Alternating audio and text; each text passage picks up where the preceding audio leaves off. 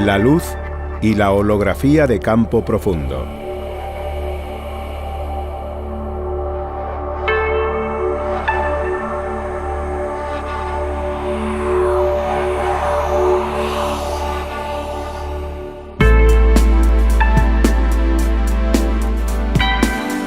¿Qué es la luz?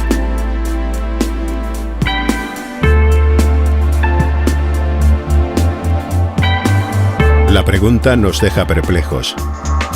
Dedicamos un tiempo a meditar y nos percatamos de que es uno de los fenómenos más sorprendentes de cuantos nos rodean. ¿De qué está hecha la luz?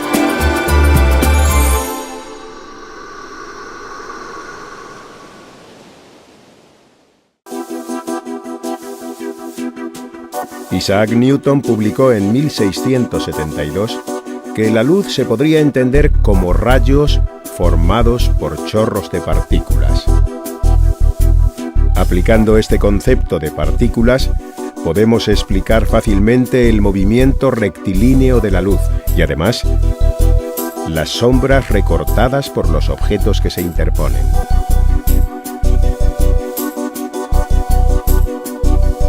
También nos permite explicar el hecho de que podamos ver las cosas. Estas partículas rebotan en los objetos sobre los que inciden y después llegan hasta nuestros ojos, que son sensibles a dichas partículas. Usando un espejo, podemos ver que efectivamente la luz se refleja en él. De hecho, es fácil comprobar una regla fundamental de su comportamiento. Los rayos de luz se reflejan con un ángulo igual al ángulo con el que inciden.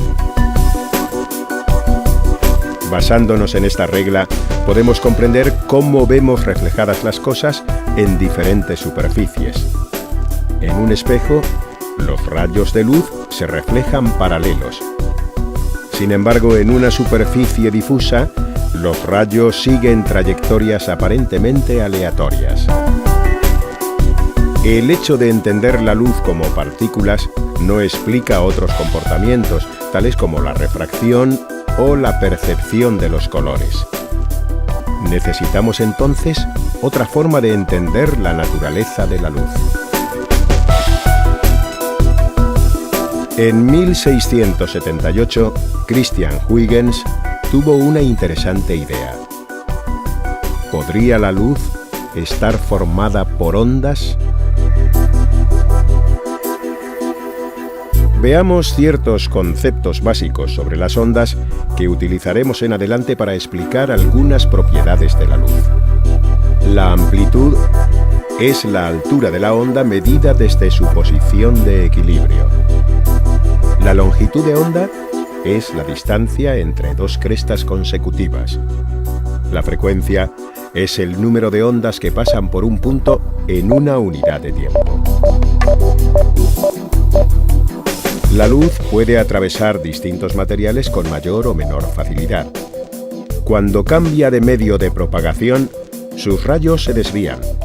Esto es debido al cambio de velocidad. A este fenómeno se le denomina refracción. Es fácil observarlo al experimentar con un lápiz introducido en agua. Aparentemente se dobla. Si experimentamos con un prisma, la luz al cambiar del aire al vidrio se refracta, es decir, se desvía ligeramente. Cuando vuelve a pasar del vidrio al aire, se refracta de nuevo, observándose un abanico de colores. Esto se explica si tenemos en cuenta que la luz blanca es la mezcla de todos esos colores, y cada color tiene una frecuencia distinta. Como el grado de refracción de cada frecuencia es diferente, la luz de cada color abandona el prisma en un ángulo distinto. Normalmente los distintos materiales reflejan algunas frecuencias y absorben otras. Las frecuencias reflejadas por un objeto representan el color con el que lo vemos.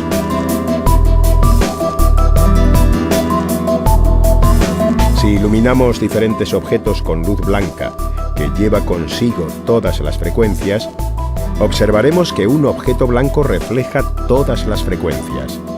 Uno de color solo devuelve las frecuencias correspondientes a su gama de color, y uno negro no devuelve ninguna.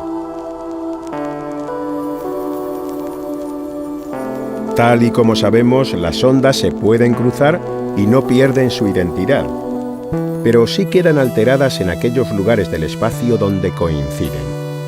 A esto lo hemos denominado interferencia. Hablamos de que dos rayos están en fase cuando tienen la misma frecuencia y amplitud y se sitúan en el espacio de modo que sus crestas y valles coincidan. Entonces las amplitudes de ambas ondas se suman. Si desfasamos las ondas retrasando o adelantando una de ellas, el resultado es la suma o la resta en cada posición y en cada momento. Cuando los valles de una coinciden con las crestas de otra, estas ondas se anulan. ¿Alguien habría imaginado alguna vez que podríamos apagar la luz iluminando con otra? A nuestro alrededor encontramos fuentes de luz que emiten varias frecuencias a la vez, y casi todas desfasadas.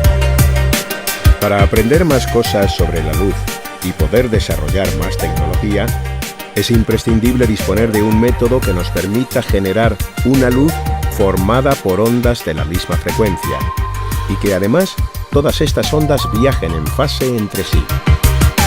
Este tipo de luz se denomina luz coherente, y el instrumento que hemos desarrollado para generarla es el láser. A pesar de estar muy lejos de conocer la realidad final de la luz, todo el conocimiento adquirido a lo largo de la historia nos ha permitido conseguir grandes logros. En 1947, Denis Gabor concibió los principios de una técnica denominada holografía. Igual que en la fotografía, la idea básica es conseguir registrar una imagen sobre un material sensible.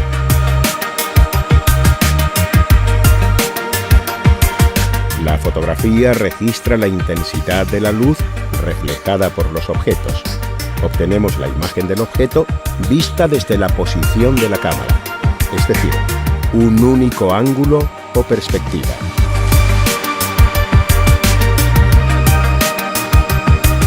Sin embargo, la holografía registra el valor de la interferencia de ondas en cada uno de los puntos de la placa sensible, obteniendo información tanto de la intensidad como de la fase de la luz procedente del objeto. Esto nos permite reconstruir el haz de luz tal y como procedía del objeto, incluida su característica tridimensional.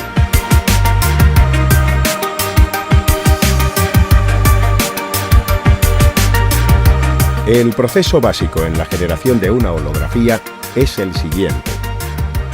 Con la ayuda de un láser, generamos una luz coherente. Obtendremos el holograma con el resultado de interferir mediante espejos sobre una placa sensible a dos haces de luz que provienen de la misma fuente y son separados en caminos diferentes. Un haz va directo a la placa, se llama haz de referencia. Por sí mismo nos daría en la placa el mismo resultado en todos los puntos, una imagen plana y de la misma intensidad en cada punto de la placa. Pero el otro haz se hace rebotar en el objeto y luego se encuentra con el haz de referencia en la placa. En esta placa tiene lugar la interferencia de todos los rayos de ambos haces. Como consecuencia, obtenemos en cada punto de la placa una intensidad diferente dependiendo de la suma de cada onda. Pero además, cada rayo rebotado del mismo punto del objeto llega a cada punto de la placa con distinto valor, pues varía su distancia e incide con un ángulo diferente. El resultado es que en cada fragmento de la placa vemos el objeto representado por diferentes intensidades de luz, una especie de fotografía monocromática. Y como los resultados en cada punto de la placa son diferentes, al movernos vemos cómo cambia la imagen del objeto, y esto produce nuestra apreciación de su imagen tridimensional.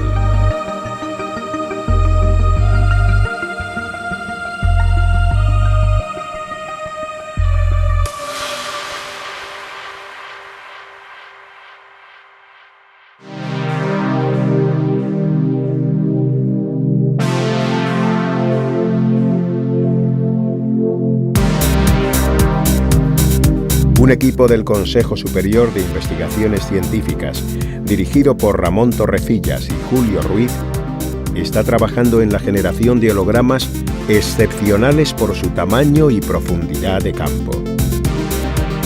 Los hologramas realizados hasta la fecha solo permitían recoger una profundidad de campo de pocos metros. Este equipo de científicos del CSIC ha desarrollado nuevos procedimientos y esquemas ópticos que, unidos a la potencia de láseres de última generación, permiten obtener hologramas de hasta 75 metros de profundidad de campo. Para dar una utilidad diferente a estas nuevas posibilidades de la holografía, se han propuesto realizar hologramas de cuevas prehistóricas. Para ello, ha sido necesario trabajar con los equipos holográficos fuera del laboratorio, algo completamente inédito y realmente complicado, pues, como hemos dicho, para realizar un holograma, la estabilidad es fundamental.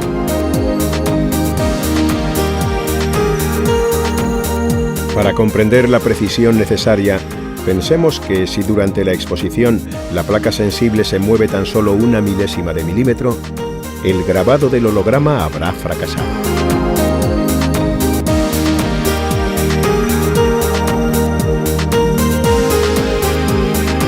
El equipo del CSIC ya ha conseguido muestras en las que podemos recrearnos con espectaculares reproducciones de espacios naturales. En un futuro muy cercano, podremos disfrutar en los museos de esta nueva aportación en la reproducción de espacios tridimensionales: las ventanas holográficas.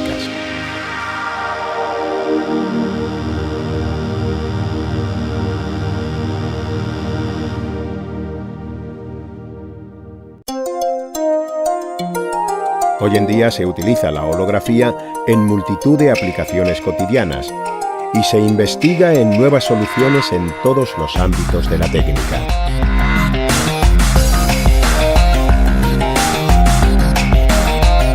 En un futuro, y gracias a la suma de esfuerzos de toda la comunidad científica, llegaremos sin duda a metas increíbles y de gran ayuda al progreso y bienestar de toda la humanidad.